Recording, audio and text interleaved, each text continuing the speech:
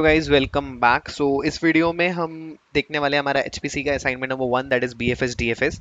And इस particular assignment में तुम्हें क्या एक्सपेक्ट किया जा रहा है तुमसे, वो मैं सबसे पहले तुम्हें बताना चाहता हूँ। तुम्हें बीएफएस और डीएफएस इन दोनों एल्गोरिथम्स का सीक्वेंशियल एंड पैरेलल कोड लिखना है।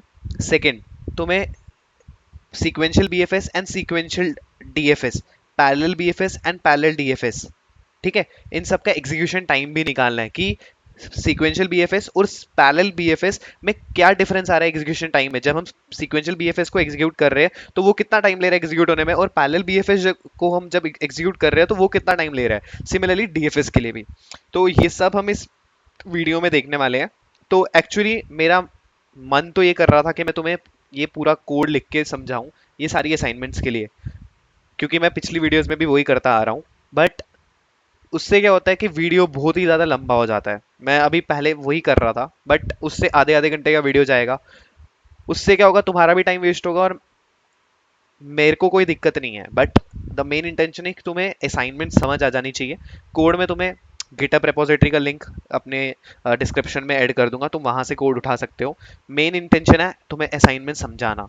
वो मैं गारंटी दे रहा हूँ कि एक बार मैंने तुम्हें असाइनमेंट समझा दी और तुमने एक दो बार उसको प्रैक्टिस कर दिया तो मैं गारंटी दे रहा हूँ कि तुम फाड़ के आ जाओगे असाइन इसमें प्रैक्टिकल्स में, ठीक है। तो टेंशन ही लो। अभी ये मेरा पहला कोड है हमारा बीएफएस और डीएफएस का।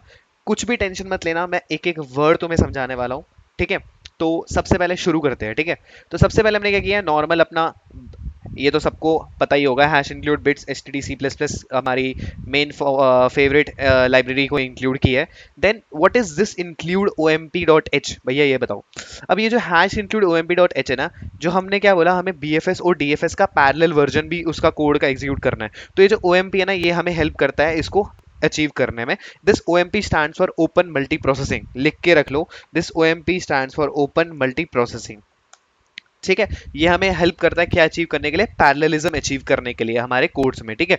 After that we have included another library that is hash include chrono. अब ये क्रोनो क्या है भैया, मैंने क्या बताया, पहला हमें पैरेलल वर्जन्स इंप्लीमेंट करने हैं हमारे डीएफएस और बीएफएस के। सेकंड, हमें क्या करना है, उनका एग्जीक्यूशन टाइम कैलकुलेट करना है। So this particular library, Chrono library, helps us in calculating the execution time of each algorithm, ठीक है। तो ये याद रखना, ठीक है, ये हमें एग्जीक्यूशन टाइम कैलकुलेट करने में हेल्प करेगा। बहुत ही सिंपल कोड है, टेंशन मत लेना। बीएफएस डीएफएस अगर तुम्हें आता है तो कुछ भी नहीं है असाइनमेंट तुम्हारे लिए। सिमिलरली यूजिंग नेमस्पेस एसटीडी ये कुछ भी नहीं है। सिमिलरली हमें क्रोनो के लिए भी एसटीडी ऐसे लिखना पड़ता है, ठीक है। तो ये पार्ट क्लियर है, आई गेस तुम्हें क्लियर हो गया होगा। उसके बाद हम क्या कर रहे हैं, बीएफएस डीएफएस इंप्लीमेंट कर रहे हैं which is a graph problem. तो सबसे पहले हमें एक ग्राफ बनाना पड़ेगा। अब मैंने क्या किया है, मैंने एक एडजेसेंसी लिस्ट बनाई है जहां पे मैं एक पर्टिकुलर नोड के कौन कौन से नेबर्स है वो स्टोर कर रहा हूँ एक वेक्टर में, और उसके बाद मैं क्या कर रहा हूँ, उसी के ऊपर बीएफएस डीएफएस, बेसिकली मैं एक अनऑर्डर्ड ग्राफ बना रहा हूँ, मतलब अनऑर्डर्ड मैप बना रहा हूँ जिसके अंदर मैं क्या कर रहा हूँ, एक नोड और उसके कौन से नेबर्स है वो स्टोर कर रहा हूँ, और एक अनडायरेक्टेड ग्राफ क्रिएट कर रहा हूँ, ठीक है, using the adjacency list concept, ठीक है। तो यहाँ पे क्या किया मैंने, एक ग्राफ बनाया और यहाँ पे number of vertices, number of edges और एक अनऑर्डर्ड मैप जैसे मैं बता रहा था, जहाँ पे मैं बताऊंगा कि ये पर्टिकुलर नोड के कॉरेस्पॉन्डिंग कौन कौन से उसके नेबर्स है उनको मैं वेक्टर में स्टोर कर रहा हूँ। उसके बाद ये नॉर्मल अपना कंस्ट्रक्टर, जहाँ पे जब भी कोई ग्राफ का ऑब्जेक्ट क्रिएट हो तो वर्टिसेस एजेस 0 इनिशियलाइज हो जाए और हमारी एडजेसेंसी लिस्ट क्लियर हो जाए, ठीक है।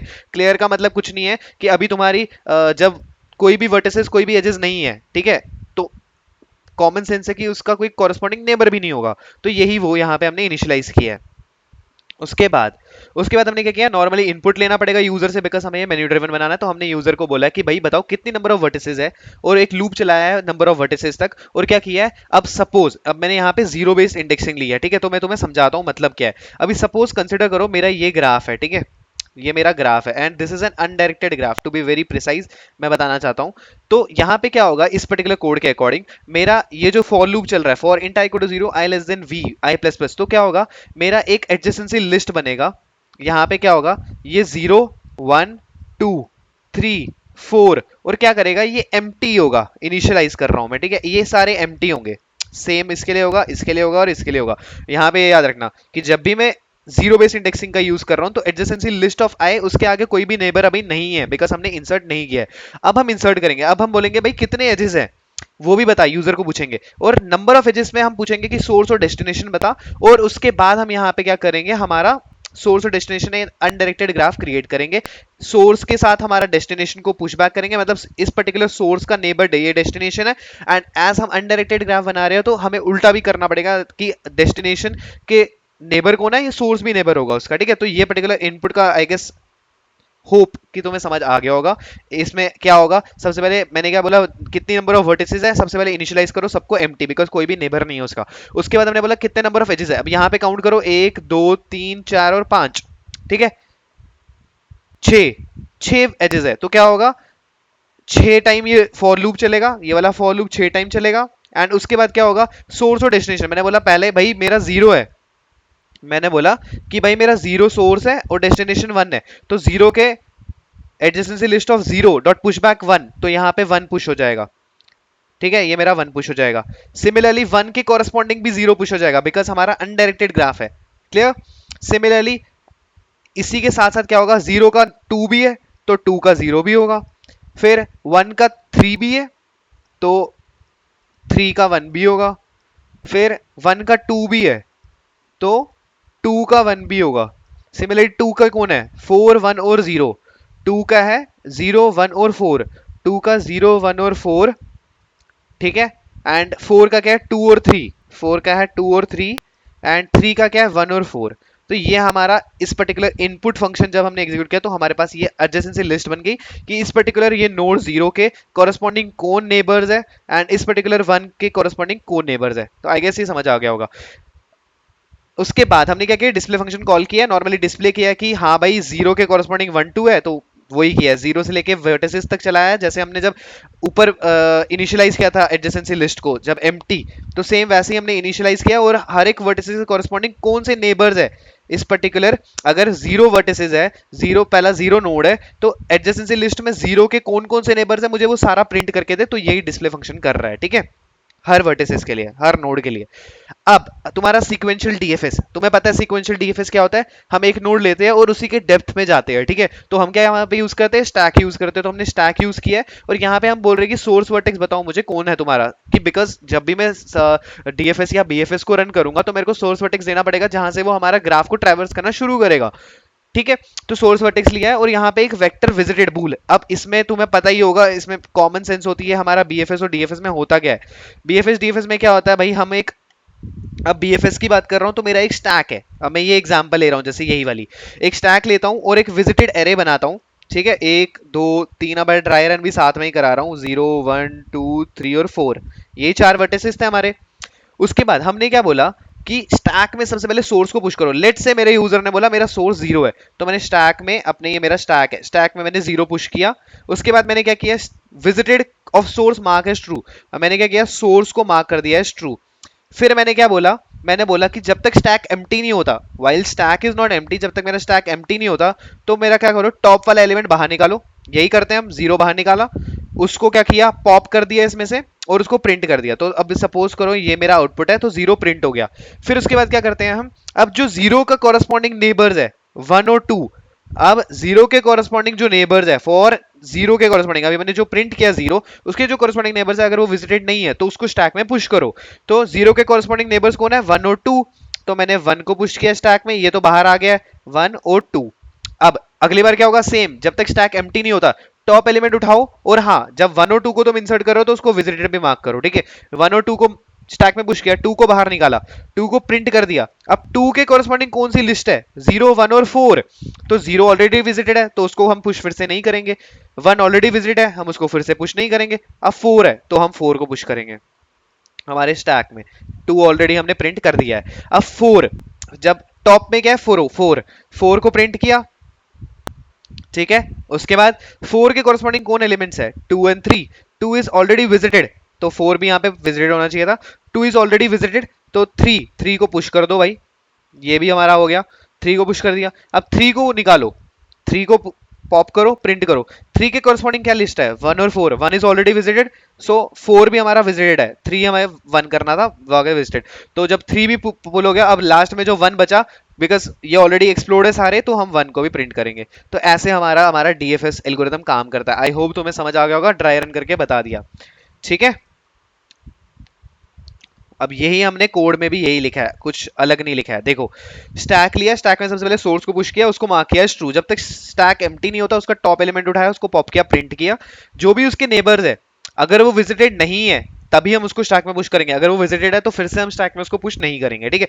अब सेम हमारा बीएफएस का लॉजिक होता है, बट यहाँ पे हम क्यू का यूज करते हैं इंस्टेड ऑफ स्टैक।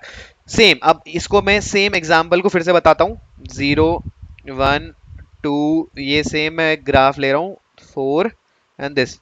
अब इसमें क्या होता है, इंस्टेड ऑफ स्टैक हम क्या लेते हैं, क्यू लेते हैं, ठीक है। तो ये मैंने 5 साइज की क्यू लिया और ये मेरा विजिटेड एरे है, जहां पे मैं बोलूंगा कौन सा विजिटेड हो चुका है। 0 नोड के लिए 1 2 3 और 4, और यहाँ पे मैं अपना आउटपुट दिखाता हूँ, ठीक है। तो सबसे पहले हमने क्या किया, सेम क्यू में सबसे पहले पुश करो सोर्स। अब सपोज मैंने बोला सोर्स मेरा ये है, 0 मेरा सोर्स है, तो मैंने सोर्स को मार्क कर दिया एज ट्रू और मैंने क्यू में कर दिया पुश। मैंने क्या बोला, जब तक मेरा क्यू एम्प्टी नहीं होता तो सबसे पहले क्यू के फ्रंट को बाहर निकालो, क्यू के फ्रंट को बाहर निकालो, उसको पॉप करो और उसको प्रिंट कर दो, तो आउटपुट में आ गया 0। अब उसके बाद जो भी नेबर्स है 0 के, अब 0 के कौन कौन से नेबर्स है हम ऊपर जाते हैं। 0 के नेबर्स यहां से ही देखते हैं, चलो। 0 के नेबर्स कौन कौन से हैं, 1 और 2। ये देखो 1 और 2, तो 1 और 2 को क्या करो, मार्क, उसको सबसे पहले पुश करो क्यू में 1 और 2, उसको विजिटेड मार्क करो, ठीक है। और उसके बाद हम क्या करते हैं, नेक्स्ट नेक्स्ट एलिमेंट क्या है, 1, 1 को फ्रंट को बाहर निकालो, पॉप करो और प्रिंट कर दो।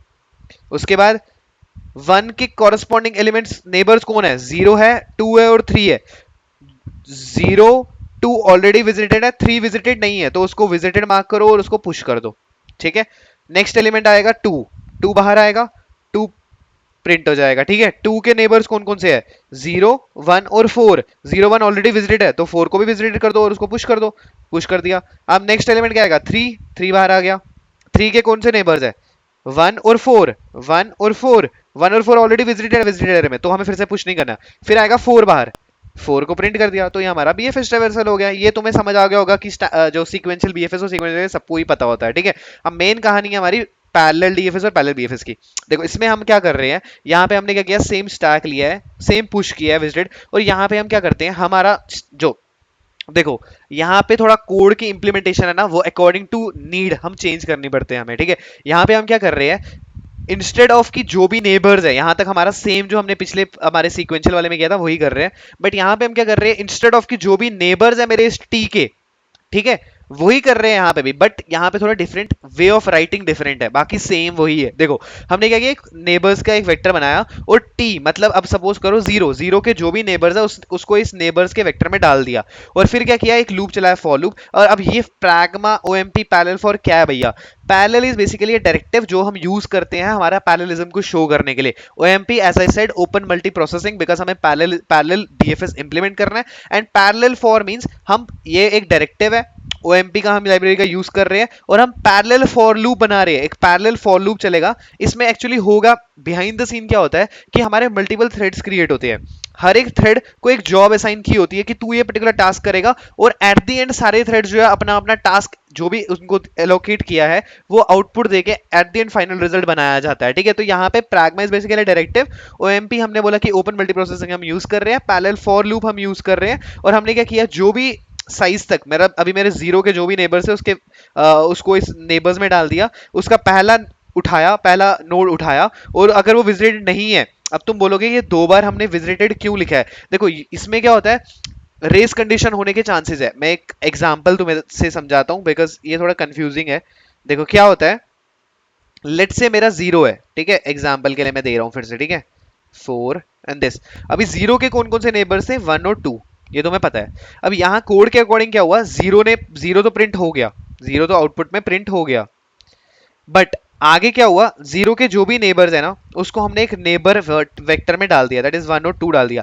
अब एक लूप चलाया हमने, that is pragma OMP parallel for loop चलाया, मतलब पैरेलल एग्जीक्यूशन वाला लूप चलाया है हमने, जहां पे क्या होगा, सपोज लेट से थ्रेड्स बने T1 और T2, T1 को बोला तू 1 वाला काम कर, T2 को बोला तू 2 वाला काम कर, तो क्या होगा, जब यहाँ पे नेबर आएगा, ठीक है, जो भी नेबर आएगा, अब लेट से ऐसी कंडीशन आई कि मेरे थ्रेड 1 ने भी 1 को उठा लिया और थ्रेड 2 ने भी 1 को उठा लिया, तो इसलिए हमने डबल चेक दिया है कि आउटर चेक दिया और फिर इनर चेक दिया, मतलब क्या कि अगर मेरा नेबर अगर विजिटेड नहीं है, ये मैंने आउटर चेक दिया, उसके अंदर आके मैंने फिर से इनर चेक क्यों दिया? बिकॉज लेट से अगर ये दोनों थ्रेड ने सेम वन को उठाया है तो इसलिए हमने दो चेक दिए कि रेस कंडीशन अकर ना हो जाए, मतलब दोनों सेम नंबर को उठा ना ले, इसलिए हमने दो बार एक रेस कंडीशन चेक दी है कि ओएमपी क्रिटिकल, एक क्रिटिकल सेक्शन, मतलब तुमने अगर पढ़ा होगा हमारा ये अपना सब्जेक्ट होता था ऑपरेटिंग सिस्टम, तो एक क्रिटिकल सेक्शन होता था। क्रिटिकल सेक्शन मतलब जहां पे हमारी शेयर्ड मेमोरी होती थी, एक कॉमन सेक्शन होता था जहां से सारी थ्रेड जो होते थे रिसोर्सेज को उठाते थे। तो सिमिलरली वही यहाँ पे है कि अगर एक पर्टिकुलर थ्रेड ने नंबर वन को उठाया है तो दूसरा थ्रेड नंबर वन को नहीं उठा सकता, तो इसलिए हमने ये एक क्रिटिकल एक्स्ट्रा चेक दिया है और बाकी सेम वही किया है कि नेबर को पुश करो और उसको मार्क करो एज ट्रू। आई होप तुम्हें समझ आया होगा। नहीं समझ आया तो एक बार कोड को फिर से देखो, फिर से एक बार मैं एक्सप्लेन कर रहा हूँ। सबसे पहले स्टैक में पुश किया जो भी हमारा सोर्स है, उसके बाद हमने ये सेम यहाँ तक तो सेम हमारा जो पीछे हम कर रहे थे वही है। अब हमने क्या किया, इंस्टेड हम डायरेक्टली हम वहां ऊपर क्या कर रहे थे कि जो भी नेबर्स है अगर वो विजिटेड नहीं है तो डायरेक्टली उसको मार्क करो विजिटेड, बट ऐसा यहाँ पे नहीं है बिकॉज हम पैरेलल डीएफएस इंप्लीमेंट कर रहे हैं। The way of writing will be different. तो हमने क्या किया, pragma is basically directive, OMP is basically open multi processing and parallel for means मैं एक पैरेलल फॉर लूप लगाने वाला हूं, जहां पे पैरेलल फॉर लूप का मतलब है मल्टीपल थ्रेड्स क्रिएट होंगे। और यहां पे डबल चेक क्यों दिया है? डबल चेक हमने इसलिए दिया है क्योंकि रेस कंडीशन अकर ना हो जाए, मतलब सेम शेयर्ड मेमोरी से सेम नंबर दो थ्रेड्स उठा ना ले, उसको हमने प्रिवेंट करने के लिए हमने pragma ओएमपी क्रिटिकल दो एक्स्ट्रा चेक्स दिए हुए हैं। ठीक है, आई होप क्लियर हो गया होगा। After that let's discuss our parallel BFS. Parallel BFS में हमने क्या किया है, एक विजिटेड नॉर्मली हमें एक बनानी पड़ती है जहां पे हम ट्रैक रखेंगे कौन सा नोड विजिटेड है, ऑलरेडी हो चुका है। सेम क्यू एक बनाया और क्यू में स्टार्टिंग नोड को पुश किया है। अब यहाँ पे देखो डिफरेंस क्या है, वहां पे हम क्या कर रहे थे, फ्रंट नोड को उठा रहे थे, उसको पॉप कर रहे थे और प्रिंट कर रहे थे, but here the scenario is different because as I said earlier कि पैरेलल का राइटिंग का वे ऑफ तो डिफरेंट होगा। ठीक है, तो वही हम कर रहे हैं। हमने क्या किया, क्यू का जो भी साइज है वो उठाओ, बिकॉज बीएफएस में तुम्हें पता है क्या होता है, लेवल बाय लेवल हमारा ट्रेवर्सल होता है। ठीक है, तो हमने क्या किया, हमें एक वेक्टर बना दिया करंट लेवल का और हमने बोला कि जो भी करंट लेवल पे जो मेरा अभी पर्टिकुलर नोड है उसको उठाओ, प्रिंट करो और उसको करंट लेवल में पुश कर दो। अब करंट लेवल के कॉरस्पॉन्डिंग जो भी नोड्स है, एग्जांपल के तौर पे अभी यहाँ पे मैं 0 1 2 और की बात करूं, 0 मैंने अभी पुश किया क्यू में सपोज करो। अब 0 के कॉरस्पॉन्डिंग कौन कौन से नोड है, ठीक है, यहां पे वही बोला हुआ है कि 0 के कॉरस्पॉन्डिंग जो भी नेबर्स है उसको क्या करो, उसको चेक करो अगर वो विजिटेड नहीं है। And same pragma omp critical तुम्हें समझ आ गया कि शेयर्ड मेमोरी से सेम दो थ्रेड्स सेम नंबर को उठा ना ले, रेस कंडीशन अगर ना हो जाए, इसलिए हमने ये कंडीशन दिया है। और यहाँ पे फिर से मैं एक बार एक्सप्लेन कर रहा हूँ, विजिटेड तो तुम्हें समझ आ गया कि हमें विजिटेड ट्रैक रखने के लिए रखना होता है कि कौन सा नोड विजिटेड है और कौन सा नोड विजिटेड नहीं है। एक क्यू बनाया जहां पे मेरा सोर्स नोड को पुश किया, उसके बाद मैंने उसको मार्क कर दिया इज ट्रू। उसके बाद मैंने क्या किया, अब यहाँ पे डिफरेंट क्यों है लिखना, बिकॉज हमें क्या देखना है, हमें बीएफएस पैरेलल बीएफएस में लेवल बाय लेवल हम जाते हैं। ठीक है, तो मैंने क्या बोला कि जो भी मेरा स्टार्टिंग फ्रंट नोड है उसको प्रिंट करो और उसको करंट लेवल, मतलब बोलो ये लेवल 0 पे है और लेवल 0 के कॉरस्पॉन्डिंग जो भी नेबर्स है, ये मैंने लूप जो चलाया है ये मेरे 0 के कॉरस्पॉन्डिंग जो भी नेबर्स है उसको उठाओ और चेक करो कि वो पर्टिकुलर जो नोड है, अभी क्या हुआ यहाँ पे जो ये नेबर ऑफ करंट ऑफ आई है ना, दिस इज बेसिकली 0 नोड। अब मैं इसको एक बार एग्जीक्यूशन के थ्रू समझाता हूँ बिकॉज तुम कंफ्यूज हो जाओगे वरना। ठीक है, अभी 0 था, 1 और 2, 0 नोड मैंने सोर्स नोड दी। ठीक है, यहाँ अकॉर्डिंग टू दिस इसको मैंने पुश किया क्यू में और विजिटेड कर दिया, मार्क एज ट्रू। ठीक है, उसके बाद मैंने क्या किया, उसको करंट लेवल एक वेक्टर था उसमें मैंने उसको पुश कर दिया 0 को। ठीक है, अब क्या हुआ, एक लूप चला करंट लेवल तक के साइज तक, और क्या हुआ, जो भी नेबर है, नेबर करंट लेवल ऑफ आई, मतलब करंट लेवल में ऑलरेडी एक ही नोड है दैट इज 0, तो ये नेबर में 0 आएगा और इस 0 के कॉरस्पॉन्डिंग जो भी नेबर्स है, एक और लूप चलाया है कि जो भी इस 0 के कॉरस्पॉन्डिंग जो भी नेबर्स है अगर वो विजिटेड नहीं है तो उसको मार्क करो as visited. And again parallelism हम कर रहे हैं तो हमें क्रिटिकल सेक्शन शेयर्ड मेमोरी में सेम थ्रेड सेम नंबर को ना उठाए उसको प्रिवेंट करना पड़ेगा, तो इसलिए हमने ये कंडीशन दी हुई है। ठीक है, उसके बाद आफ्टर दैट मैंने दो फंक्शन बनाया that is run DFS and run BFS. यहाँ पे कुछ नहीं हो रहा है, हमने डीएफएस में क्या कर रहे हैं, हम अपने फंक्शन में वेक्टर को पास कर रहे हैं। देखो यहाँ पे हम फंक्शन में वेक्टर को पास कर रहे हैं और सिमिलरली सीक्वेंशियल बीएफएस में भी, सीक्वेंशियल डीएफएस में भी हम वेक्टर पास कर रहे हैं। ठीक है, विजिटेड वाला, तो वही हमने यहाँ पे किया है, दो वेक्टर बनाए हैं। अब आता है काम हमारे क्रोनो का, जो क्रोनो हम ऊपर देख रहे थे। क्रोनो क्या कर रहा है, जो क्रोनो मैंने क्या बोला था, हमारा एग्जीक्यूशन टाइम को कैलकुलेट करेगा। तो वो कैसे हम कैलकुलेट करते हैं, क्रोनो के अंदर हमारे पास एक फंक्शन होता है that is high resolution clock dot now, जो कि हमें करंट एग्जीक्यूशन टाइम बताता है, स्टार्ट कहां से हुआ। तो हमने एक स्टार्ट टाइम बनाया। ऑटो, ऑटो किस लिए, बिकॉज हमारा डेटा टाइप इसका यूजुअली डिफरेंट रहता है, तो ऑटो हमारा ऑटोमेटिकली हमारा डिटेक्ट कर लेगा वो। हमने उसके बीच में दिया सीक्वेंशियल डीएफएस कितना टाइम लेने वाला है, उसका एंड टाइम।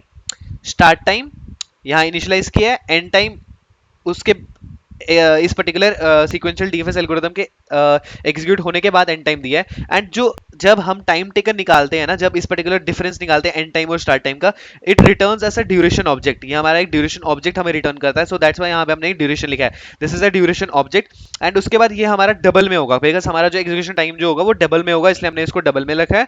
और उसके बाद मैंने प्रिंट किया है time taken dot count, because ये मैंने बोला एक ऑब्जेक्ट है तो उसके अंदर हमें काउंट करना है, तो हमारा एक टाइम टेकन डॉट काउंट करके हमें पता चलेगा कितना एग्जीक्यूशन टाइम लिया है। सिमिलरली पैरेलल डीएफएस के लिए भी स्टार्ट टाइम एंड टाइम दिया है, यूजिंग इनिशियलाइज किया high resolution clock dot now से, डिफरेंस लिया, डिफरेंस मैंने क्या बोला ड्यूरेशन ऑब्जेक्ट देता है और हमारा एक डबल में होगा, ठीक है, तो इसलिए हमने टाइम टेकन डॉट काउंट किया।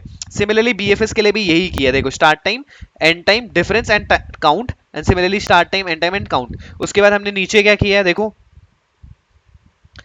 ग्राफ को ऑब्जेक्ट बनाया। जब ऑब्जेक्ट बनाएंगे तो ऊपर याद रखो क्या किया था, वर्टिसेस और एजेस को जीरो किया था और एडजेसेंसी लिस्ट को एम्प्टी रखा था, क्लियर किया था। उसके बाद हमने इनपुट जो भी यूजर से लेना है डिस्प्ले कर दिया हमारा जो एडजेसेंसी लिस्ट था। उसके बाद हमने बोला एक मेन्यू ड्रिवन बनाने के लिए हमने यूजर को बोला कि भाई बीएफएस परफॉर्म करना है तो इनपुट वन ले और सोर्स वर्टेक्स दे, कहां से बीएफएस स्टार्ट करना है। डीएफएस के लिए भी same. Now let's run our code.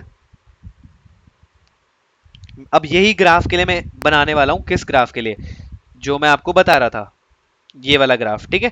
तो मैंने बोला 5 वर्टिसेस है, 6 एजेस है। मैंने बोला 0 1 0 2 1 2 1 3 2 4 3 4। अभी देखो 0 के कॉरस्पॉन्डिंग 1 और 2 हमारे नेबर्स है, 1 के कॉरस्पॉन्डिंग 0 2 3 नेबर्स है, दिस सिमिलरली 2 के लिए ये नेबर्स है, 3 के लिए ये नेबर्स है एंड 4 के लिए ये नेबर्स है। अब बोला मैंने बीएफएस परफॉर्म करो 1, सोर्स वर्टेक्स मैंने बोला 0, तो 0 के लिए देखो इसने सीक्वेंशियल भी रन किया और पैरेलल भी रन किया है। दिस इज 0 1 2 3 4 हमारा, हमने उधर एग्जीक्यूट जब किया था तो हमारा यही आउटपुट आया था 0 1 2 3 4। इसने भी 0 1 2 3 4 दिया है, 0 वर्टेक्स जब हम सोर्स वर्टेक्स दे रहे हैं। जो सीक्वेंशियल बीएफएस है इसने कितना टाइम दिया, 2.223 एक्सपोनेंशियल 0.5, ठीक है।